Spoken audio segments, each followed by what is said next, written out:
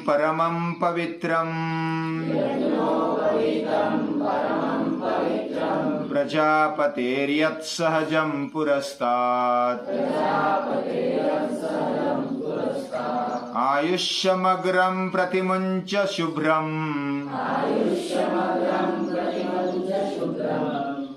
यज्ञोपवीतं बलमस्तु तेजः यज्ञोपवीतं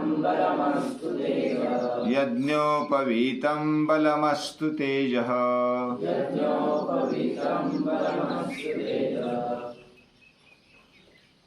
हम अलग अलग संस्कारों के बारे में देख रहे हैं। हमारा जीवन यानी कि मनुष्य जीवन विशेष है। उसमें इच्छा शक्ति, इच्छा स्वातंत्र दिया है भगवान ने हमें, और जो भी चाहे हम इच्छा कर सकते हैं।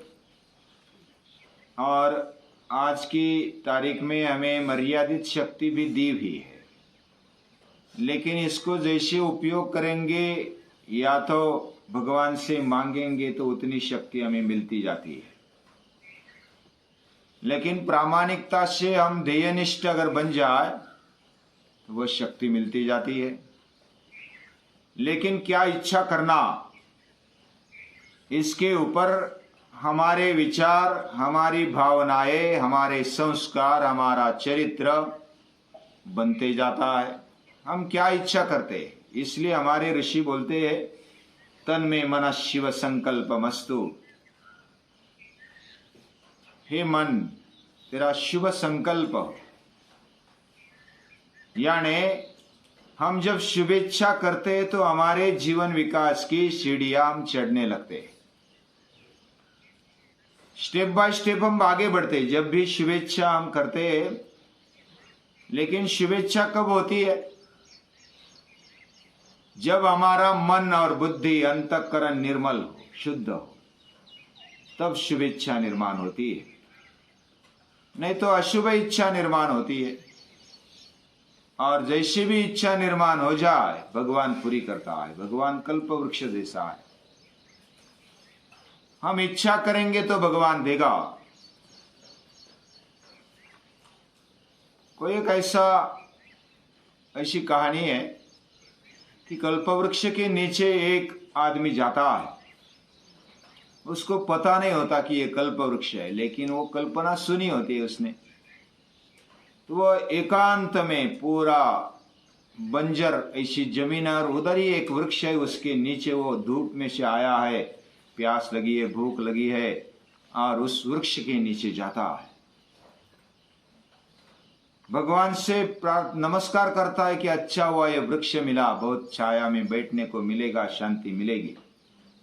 वो उधर जाता है, बैठता है, फिर इधर उधर देखता है, मुझे प्यास लगी है भगवान। तो उधर पानी आ जाता है, तो पानी पिया, फिर कहता है कि भूख लगी है, तो खाना आ जाता है, मिष्टान्न खाना।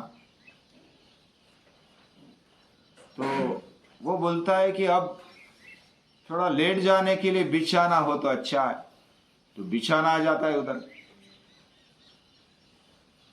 फिर आराम से सो जाता है। सोने के बाद उठता है, इधर ये बंजर जमीन है, थोड़ी हरी भरी होती तो अच्छा हो जाता। तो उधर तुरंत हरी भरी हो जाती है। उसको लगा कि ये वृक्ष कुछ अलग दिखता है, एक कल्प वृक्ष जैसा है। वो फिर सहमे में आ जाता है, भ्रमित हो जाता है कि क्या सचमुच ये कल्प वृक्ष है? मैंने जो जो भी इच्छा की, पानी मिला, भोजन मिला, गद्दी मिली, आराम मिला, सब हरा भरा हो गया। ये तो जादू हो गई। हो सकता है भूत भी आ जाए इधर। तो भूत आ गया, अरे वो तो खा जाएगा मुझे, फिर खा भी गया, हो गई बात खत्म। यानी हम जैसी इच्छा करते वैसा हमारा मन भी बनते जाता है और हमारी इच्छा पूरी हो जाती है। लेकिन ऐसा कल्प वृक्ष हर एक जगह पर नहीं दिया है। लेकिन जब भगवान से हम प्रामाणिकता से इच्छा करेंगे और वैसे उसी के लिए मेहनत करेंगे तो हम वैसा ही बनते जाते हैं। और ये बनने के लिए शुभ इच्छा महत्वपूर्ण है। हमारी इच्छा शुभ हो, कल्याणकारी हो, हितकारी हो, ये अगर हमारे मन में आता है तो हमारा जीवन विकास आरंभ हो चुका है। और ये इच्छा निर्माण करने वाला वातावरण होना चाहिए, हमारे मन को निर्मल करने का वातावरण होना चाहिए। वो कौन बनाएगा? हम खुद बनाएंगे, मैं खुद बनाऊंगा। मेरे में ताकत है, मेरे में प्रभाव है, और उस प्रभाव को हम ओरा में बदल सकते हैं। हमारी इच्छा के मुताबिक हम विचार करते, जैसे विचार करते वैसा वातावरण बनता है, और जैसा वातावरण बनता है उसका भी प्रभाव होता है, हमारे अंदर का भी प्रभाव होता है, दूसरों पर भी प्रभाव होता है। हम इधर पाठशाला में अच्छा विचार करते हैं तो अच्छा ओरा निर्माण होता है, हमें अच्छा लगता है पाठशाला में, ये सहज लगने लगता है। इधर वृक्ष है, वेली है, वो तो वातावरण है ही, लेकिन हमारे मन में जो विचार आता है वैसा वातावरण तैयार होने लगता है। यानी बहुत सारे अगर ऐसा विचार करने लगे और इसी विचारों की भावनाएं बनती है, वही संस्कार हो जाता है। और इनको संस्कारित करने का काम ये संस्कार, जो षोडश संस्कार है, ये करते हैं। अभी हमने पिछले समय एक संस्कार देखा, विद्यारंभ, उपनयन संस्कार, वेदारंभ संस्कार उसके ही नजदीक नजदीक होता है। उपनयन का अर्थ हमने देखा, उप यानी नजदीक, नयन यानी ले जाना। हमारे माता पिता हमें कहाँ ले जाते हैं? विद्या की तरफ ले जाते, गुरु की पास ले जाते, उप यानी नजदीक। वैसा अगर ऐसा भी समझा जाए कि हम अपने पास आए, अपने पास खुद को ले आना, ये भी उपनयन है। भगवान के पास अपने आप को ले जाना, ये भी उपनयन है। गुरु के पास जाना, ले जाना अपने आप को, ये भी उपनयन है। और ये संस्कार किया जाता है, हाथ में दंड दिया जाता है कि अगर कुछ गलती हो गई तो मेरा ही दंड मैं गुरु के सामने रखूंगा, शिक्षक के सामने रखूंगा, और मुझे दंड कर दो। यानी दंड खुद मांगने वाला वो बटुक होता है, वो विद्यार्थी होता है।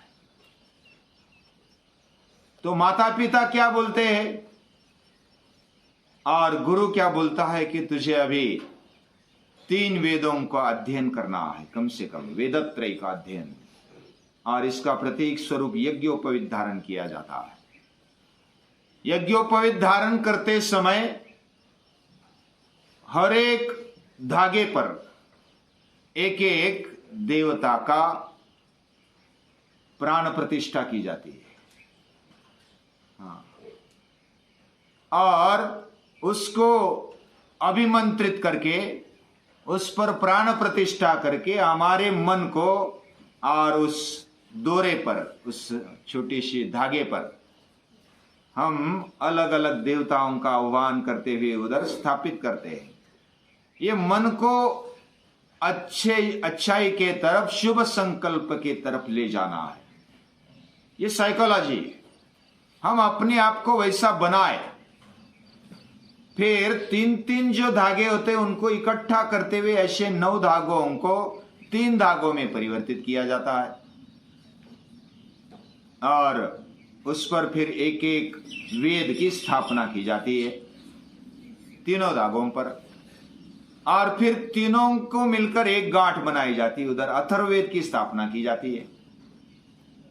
और माता पिता, बाकी जो बुजुर्ग होते हैं, ऋषि मुनि होते हैं, वो क्या करते हैं, फिर कुछ व्रत दे देते हैं। इसको व्रतबंध संस्कार भी बोला जाता है, यानी व्रत में अपने आप को बांधना। ये जब कोई विद्यार्थी कोई बटु करता है तो वह अपने आप में सेल्फ डिसिप्लिन हो जाता है, वह खुद अपने आप को शासन करता है। इसलिए दंड दिया गया है, यज्ञोपवीत दिया गया। यज्ञोपवीत इसका मतलब भगवान मेरे साथ है, ये कल्पना सतत हमारे दिमाग में रखना। God is with me, God is within me. और फिर डर निकल जाता है। चराचर करता, पूरा चराचर को निर्माण करने वाला मेरे साथ है, मेरे पास है, मेरे अंदर बैठा है। मैं करता हूं तो वो करता है, मैं बोलता हूं तो वो बोलता है, मैं चलता हूं तो वो चलता है, वो मेरे साथ है। और इसके कारण हिम्मत बढ़ जाती है, निर्भयता बढ़ जाती है, और कुछ डर भी लगने लगता है। पहले तो इतनी बड़ी शक्ति, सूर्य को, चांद को निर्माण करने वाली शक्ति मेरे पास है, डर भी होना चाहिए थोड़ा। और उस डर के साथ साथ जब अपनेपन बनने लगता है तो फिर डर निकल जाता है, निर्भयता आ जाती है।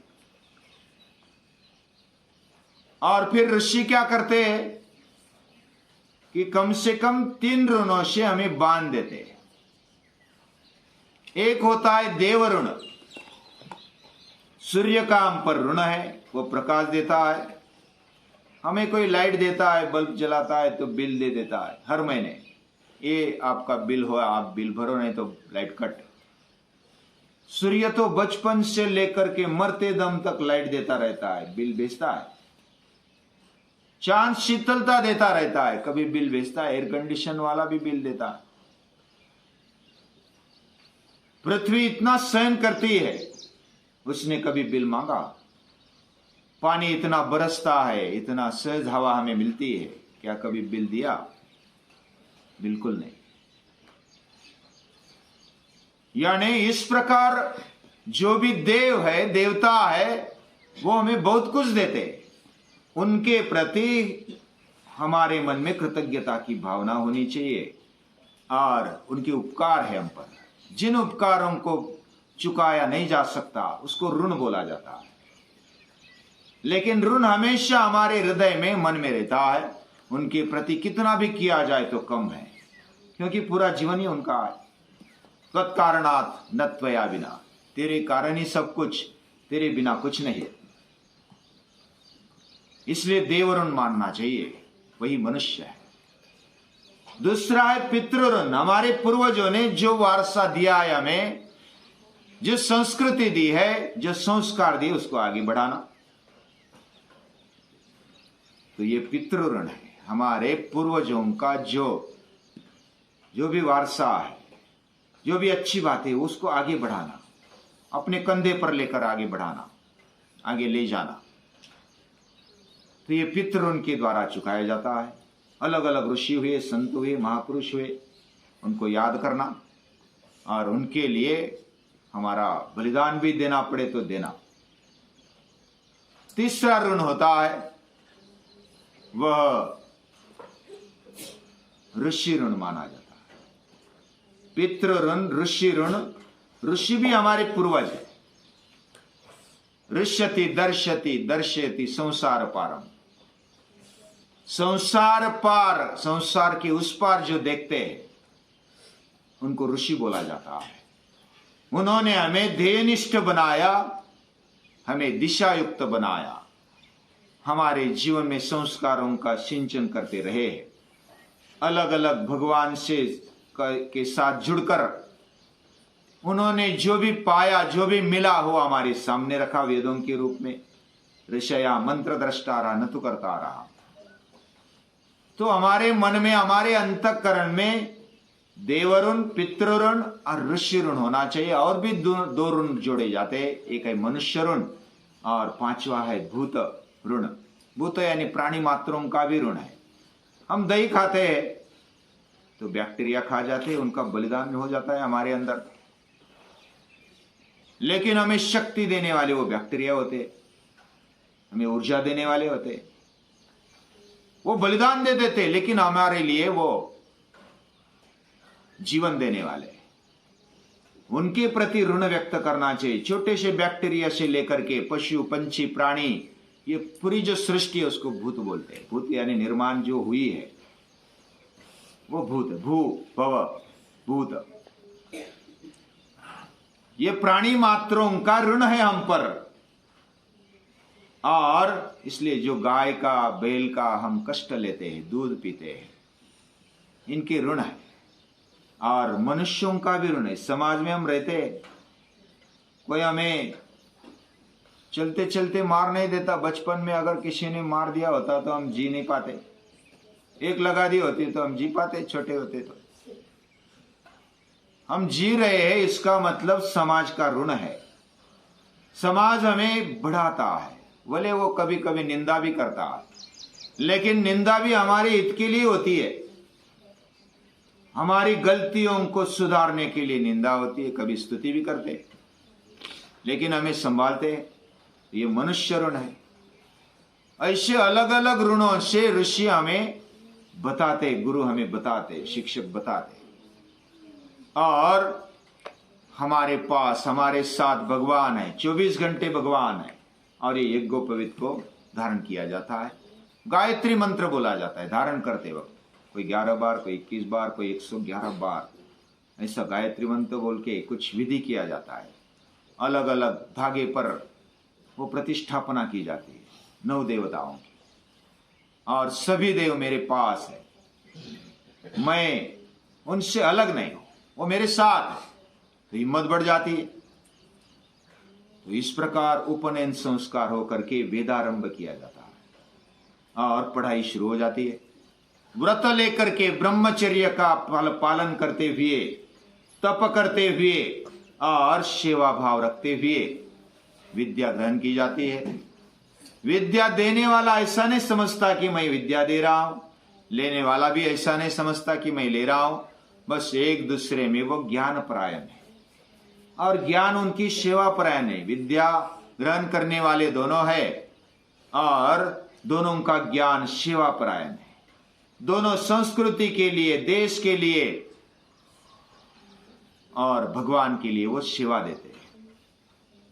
और हमारा जो भी श्रम है वह भगवान के प्रति, संस्कृति के प्रति अर्पण करने की बुद्धि वो ज्ञान से आती है। तो इस प्रकार वह एक दूसरे में समर्पित हो जाते हैं।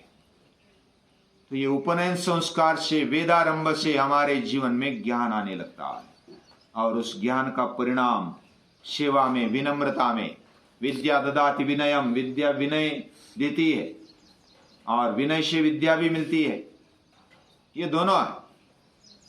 और 2 प्रकार के स्नातक माने जाते हैं, एक है विद्या स्नातक और दूसरा है व्रत स्नातक। यानी जो विद्या प्राप्त की, उस विद्या को अपने आचरण में लाते हुए जीना, उसको व्रत स्नातक बोलते हैं। और केवल जो इंफॉर्मेशन लेता है, ज्ञान समझ में लाता है, वह विद्या स्नातक होता है। समझ में भी लेना चाहिए, समझदारी बढ़नी चाहिए। समझदारी के साथ साथ वो हमारे आचरण में आ जाए, उसको व्रत स्नातक बोलते हैं। व्रत लेकर जो आगे बढ़ता है, विद्या व्रत स्नातक। ऐसा स्नातक फिर जब विद्या स्नातक और व्रत स्नातक बनता है और फिर आगे आ जाता है, उसको समावर्तन संस्कार बोलते हैं, विदाई समारंभ या तो दीक्षांत समारंभ बोलते हैं। तो ये भी बहुत ही अलग सा संस्कार है, उसको और थोड़ा समय देना चाहिए। लेकिन शॉर्टकट में हमने उपनयन संस्कार क्या होता है, विद्यारंभ क्या होता है, वेदारंभ क्या होता है, उसको देखा। आगे आने वाला संस्कार भी देखेंगे, हमारा जीवन संस्कारित करेंगे और शुभ संकल्प करेंगे। शुभेच्छा हमारे जीवन में आ जाए, ऐसी प्रार्थना करते हुए नमस्कार करते हैं।